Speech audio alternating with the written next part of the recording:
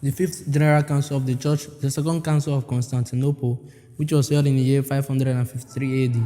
The history of the Second Council of Constantinople was closely related to the 100 Years controversy which preceded it. This controversy was partly political and partly theological.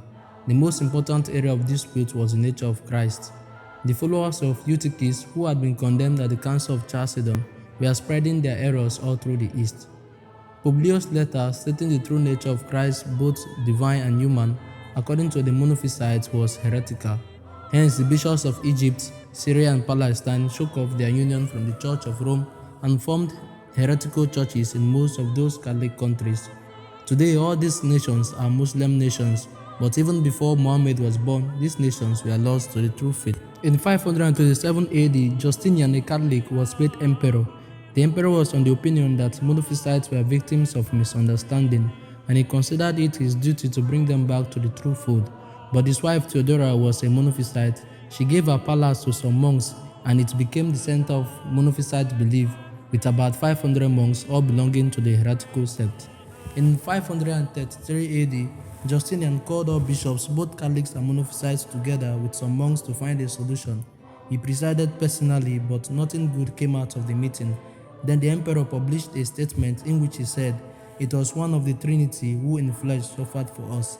The Catholic bishops were satisfied, but the Monophysite monks wrote to Pope John II asking him to condemn the statements of the emperor, but the Pope refused and assured the monks that it was an orthodox teaching in line with St. Leo.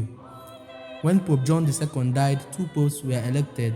The first was Severus, who abdicated to become a monk. Then came Vigilus, who we call the Second Council of Constantinople. On the 22nd day of November 545 AD, as Vigilus was celebrating the feast of St. Cecilia in the Church of the Saints in Rome, he was kidnapped and taken to a ship that was waiting at Ostia. He was on his way to Sicily. Vigilus never saw Rome again. A year later, he was moved to Constantinople. Justinian wanted to force him to sign a declaration which would satisfy both Catholics and Monophysites, but he refused. His life was threatened. The emperor ordered his arrest, but the Catholic faithful in their numbers guarded the pontiff as he clung to the altar. When the soldiers saw the violence of the mob, they returned to the palace.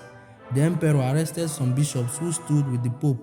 The Pope, in retaliation, excommunicated and deposed Justinian, his wife Theodora, and Ascard, the bishop of Constantinople.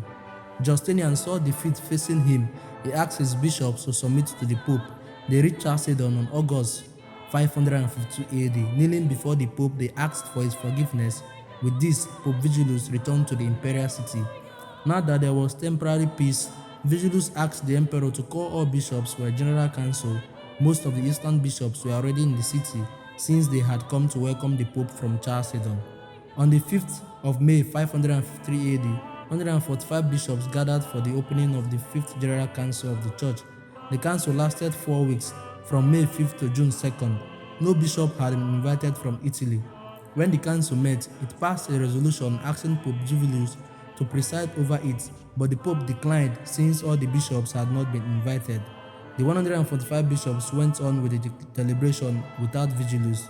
When they took up the case of the three chapters, the authors of which were already dead, Vigilus sent word to the council that it was not the custom of the church to condemn someone who is already dead. He told the fathers that there were some errors in the three chapters, and yet the three chapters did not go against the Council of Chalcedon. However, the council condemned the three chapters and the Pope signed it. The council was over and Vigilus was free to return to Rome. When he reached Sicily, he fell ill and died on the 7th of June 555 AD at Syracuse.